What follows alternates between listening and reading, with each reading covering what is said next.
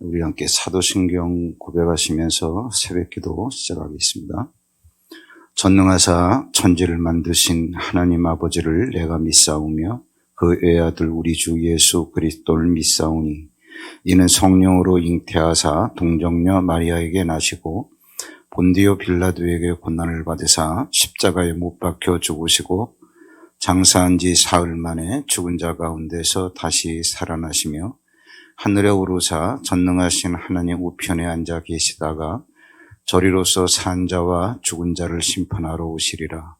성령을 믿사오며 거룩한 공회와 성도가 서로 교통하는 것과 죄를 사하여 주시는 것과 몸이 다시 사는 것과 영원히 사는 것을 믿사옵나이다. 아멘.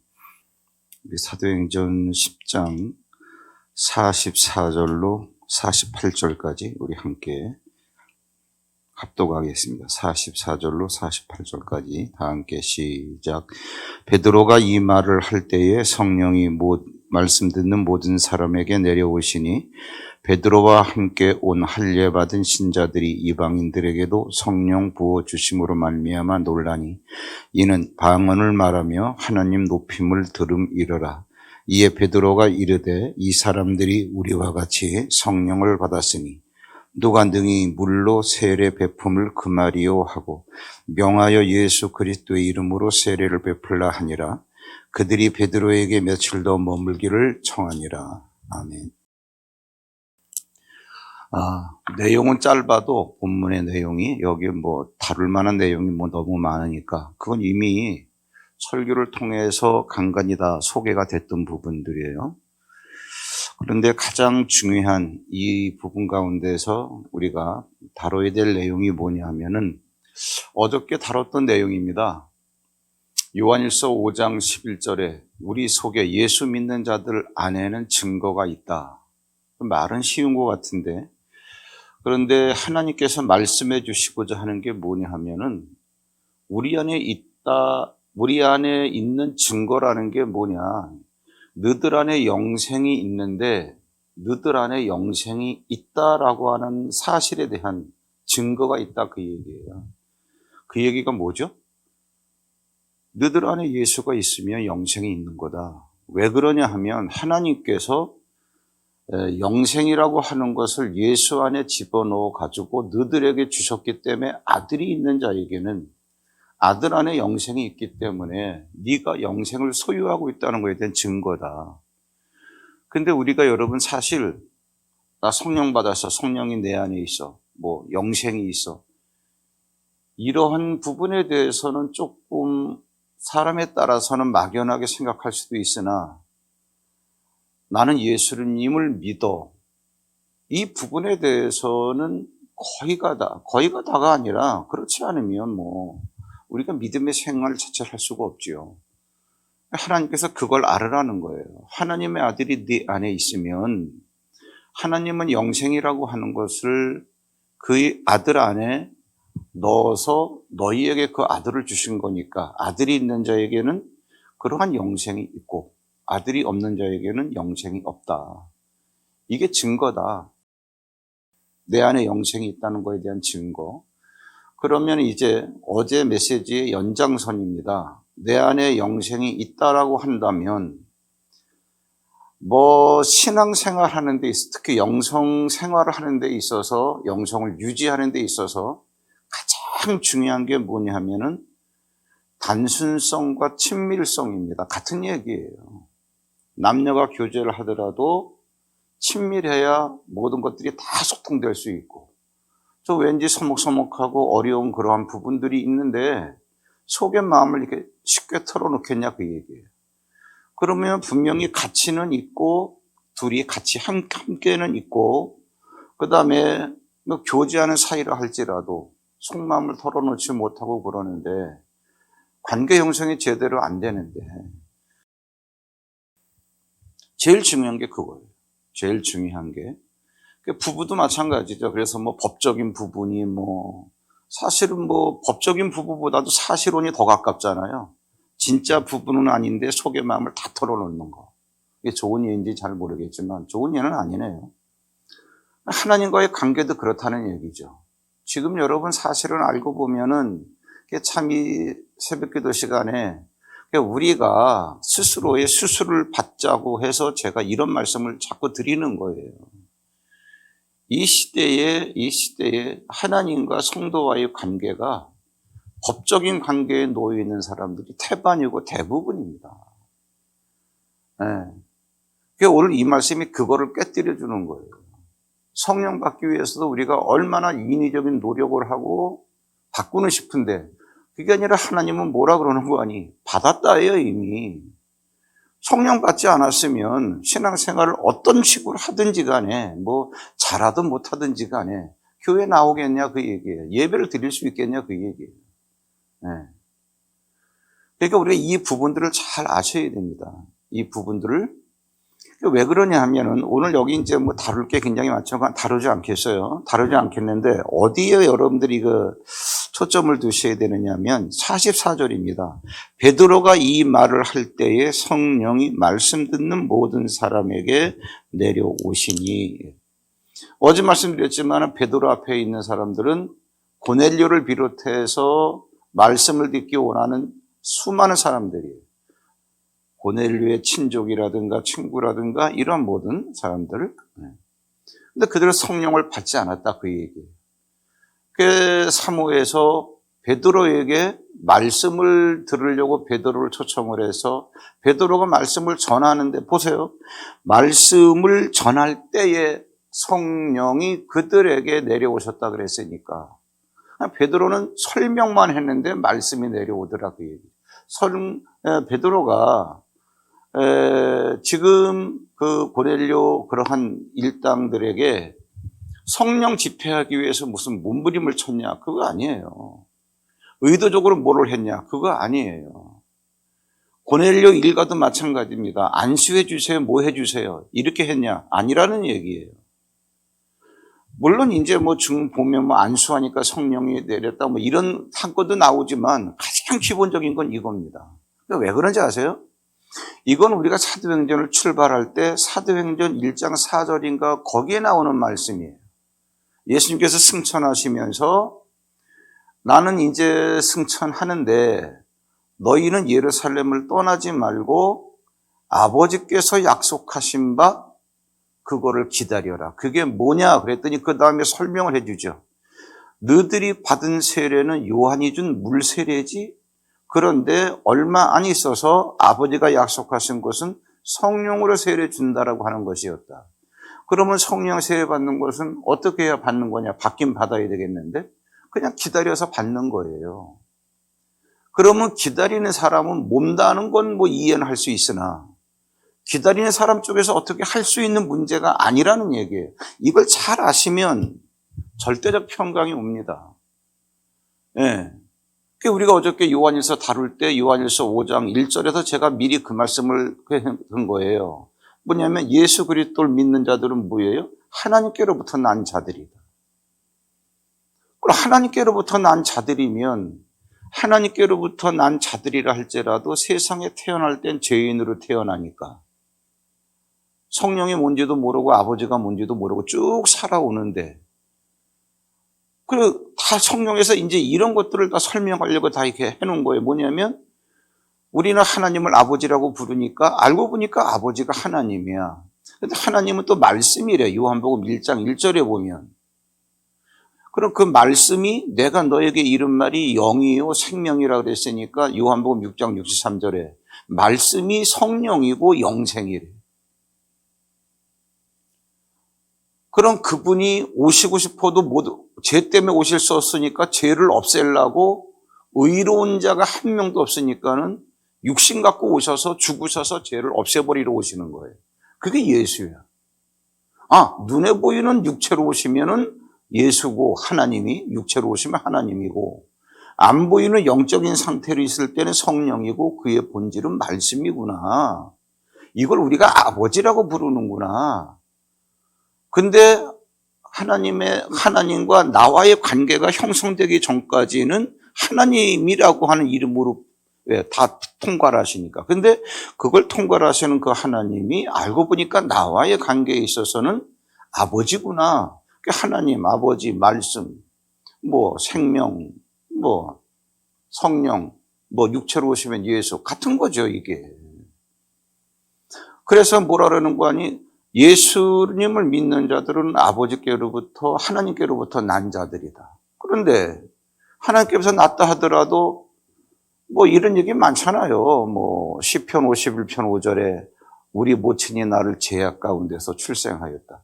하나님으로부터 난 자라 할지라도 태어날 때는 육체를 갖고 태어나기 때문에 죄 가운데서 태어나는데, 그런데 보니까는 하나님께로부터 난 자들이 있다라는 얘기죠. 이걸 낳은 자가 알 거 아니에요. 하나님이 낳으셨으니까 하나님이 아실 거 아니에요. 우리는 하나님을 찾을래야 찾을 수가 없는 거고. 예. 그러니까 기다려라. 예수님 하시는 말씀이 그거예요. 그러면 하나님의, 내가 죄를 없애버렸으니까 이제 영이신 하나님께서 너희들을 찾아오신다, 그 얘기예요. 그래서 기다리라는 얘기예요. 그러면 기다렸더니 마가다라 방에 있던 120명에게 성령이 찾아오신 거 아니에요. 그 다음에 하나님을 만났던 사람들은 성령 받았다는 얘기는 이제는 말씀을 전할 수 있는 메시지, 말씀이 있잖아요. 그게 복음을 전하라는 거예요. 복음을 전하면, 복음이 말씀이니까 말씀을 전하면 이제는 하나님은 뭐냐? 먼저 구원받은 자들을 통해서 이제는 하나님께로부터 난 자들을 찾아내시는 작업을 계속 해나가고 있는 거예요. 그러한 연장선상에서 베드로가 지금 말씀을 전하니까 고넬료도 보니까 하나님께로부터 난 자들이더란 얘기죠. 그러니까 내리는 거예요. 이걸 갖다 뭐라, 아주 자연스러운 거예요. 그리고 오늘 새벽에 말씀은, 그 다음에 이제 뭐 방언 말하고 이러는 건 기회 되면 말씀을 드리기로 하고, 중요한 건 한 가지를 잡으세요. 한 가지를 잡으세요. 뭐냐 하면은, 자, 이제 참 이게 굉장히 중요해요. 우리가 신앙생활 하는데 굉장히 중요해요. 지금의 나는 예수님을 믿어서 구원받았지만 언제 예수 믿었냐? 10년 전에. 그러면 10년 더 이전에라 할지라도 여러분들은 예수님을 믿게 되어 있던 자기 때문에 예수님을 믿은 거예요. 왜? 하나님께로부터 난 자기 때문에. 이걸 여러분 바울도 얘기했잖아요. 30 중반까지 예수 믿는 자들을 핍박하러 다니다가 예수 믿고 보니까 바울이 뭐라고 고백을 했어요? 알고 보니까 하나님께서 나를 우리 엄마 태에서부터 나를 택정하셨더라는 얘기. 알고 보니까. 그런데 이제 예수님을 만나기 전에는 내가 누군지 모르니까 한 번도 못 살아오는, 바로 이런 얘기란 얘기죠. 그러면 구원이라는 사건이 얼마나 중요하냐 하면, 내가 하나님께로부터 난 자기 때문에 하나님이 나를 찾아오셨다라고 한다면, 내가 이제까지 예수를 모르고 살아올 때도 그 지경이었었는데, 그런데도 불구하고 하나님이 찾아오셨는데, 그럼 이후에 살아가는 삶에 있어서는 말할 것도 없죠. 우리가 이런 것들을 정리 못하는 거예요. 이게 정리가 안 되니까 내 과거에 대해서 정리가 안 돼 있으니까 살아가야 될 미래에 대해서도 정리가 안 돼요. 자꾸 그냥 성령이 안에 계심에도 불구하고, 이제 이거 고넬료는 오늘 처음 받는 거지만 우리 이미 받았잖아요. 성령이 우리 안에 계심에도 불구하고 그냥 뭐예요?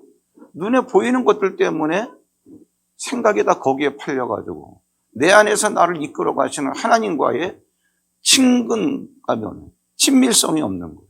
그러니까 정상적 관계를 맺질 못하는 거예요. 하나님은 뭐예요? 그래서 말씀을 해놓으신 거예요. 너희들이 한번 해봐라. 너희들 안에 증거도 있잖아. 증거. 영생이 있는데, 근데 우리는 자꾸 뭐에 훈련이 돼 있냐면 손에 잡히는 거. 이게 잡히는 거, 물질적인 거, 눈에 보이는 거. 그런데 하나님 더 충격적인 얘기가 뭔지 아세요? 우리가 이렇게 눈에 보이는 거, 손에 잡히는 거, 이런 것들이 진리라고 생각한다. 내가 내 눈 육적인 감각으로 확인해야만.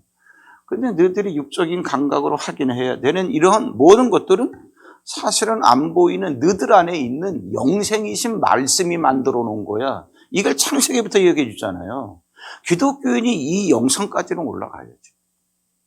네. 이제 이게 이 정도 정리가 된 상태에서 이제 창세기로 들어가는 거예요.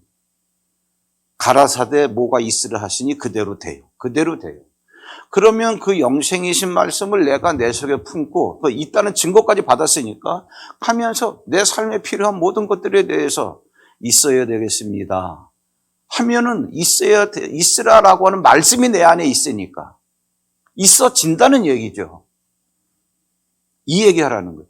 이러한 것들에 대해서 지금 여기 한번 슬쩍 써놓긴 했지만 여기가 그 근거를 이루는 게 이겁니다.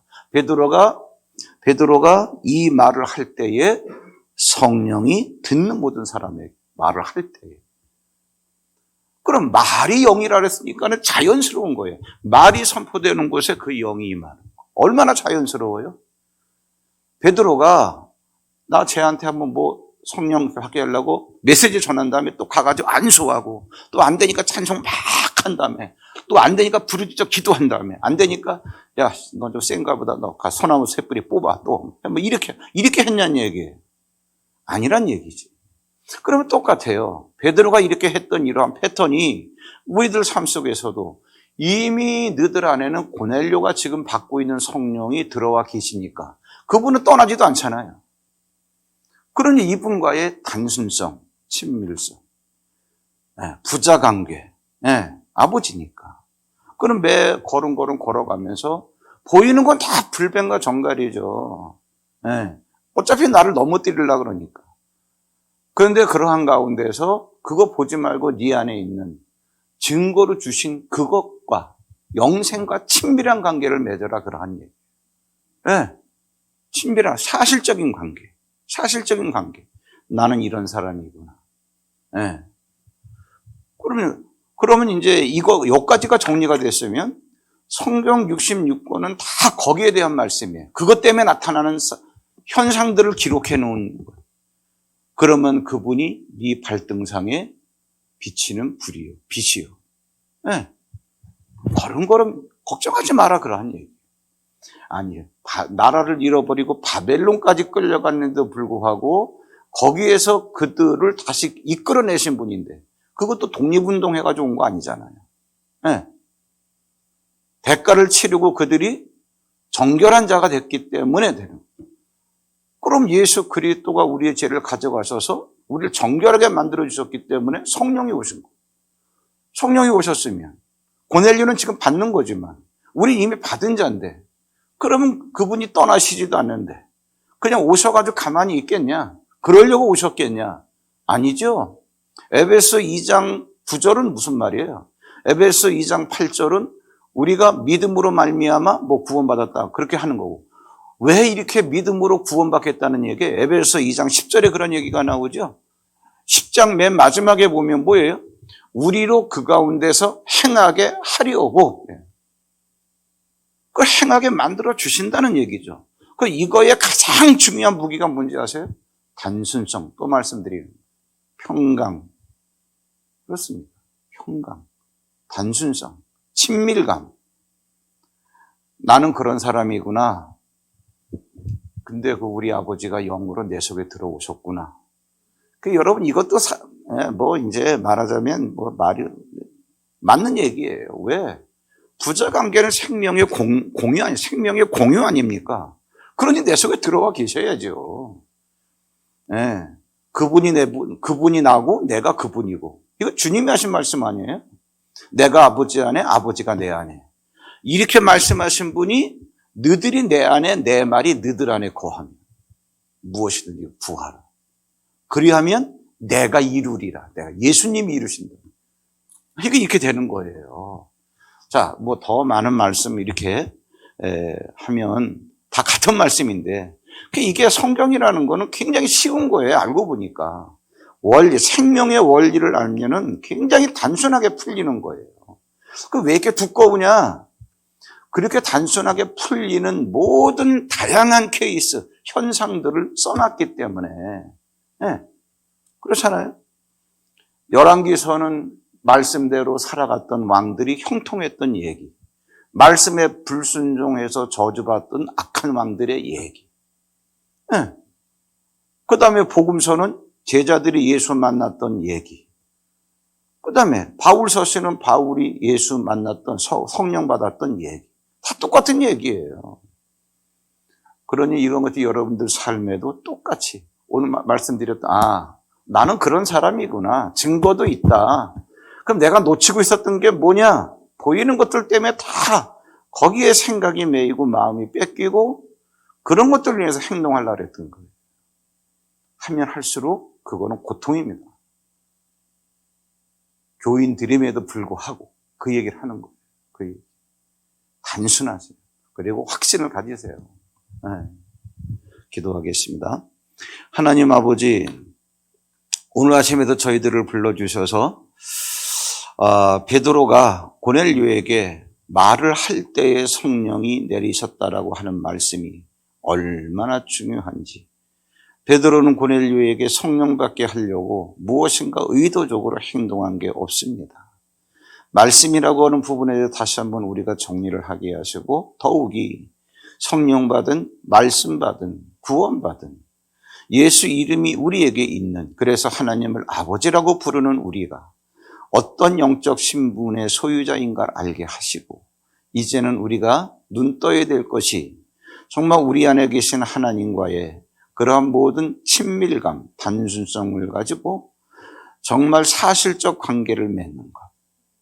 눈에 보이는 것 때문에 아버지가 내 안에 있음에도 불구하고 아버지를 놓치고 내가 무엇을 해결하겠다고 사방팔방으로 뛰는 게 아니라, 이제는 하나님 말씀 깨달았으면 하나님과의 관계를 유지하면서 매 걸음걸음 정말 하나님과의 사실적 관계를 누릴 수 있는 풍요로운 삶이 되게 하옵소서. 오늘도 주 앞에 1000번제를 준비했습니다. 주께서 귀히 받으시고 약속하신 대로 성령께서 부리시는 천군 천사 움직이게 하셔서 귀한 응답 받게 하옵소서. 예수님의 이름으로 감사하고 축복 기도하옵나이다. 아멘. 하늘에 계신 우리 아버지여, 이름이 거룩히 여김을 받으시오며 나라 임하옵시며 뜻이 하늘에서 이룬 것 같이 땅에서도 이루어지이다.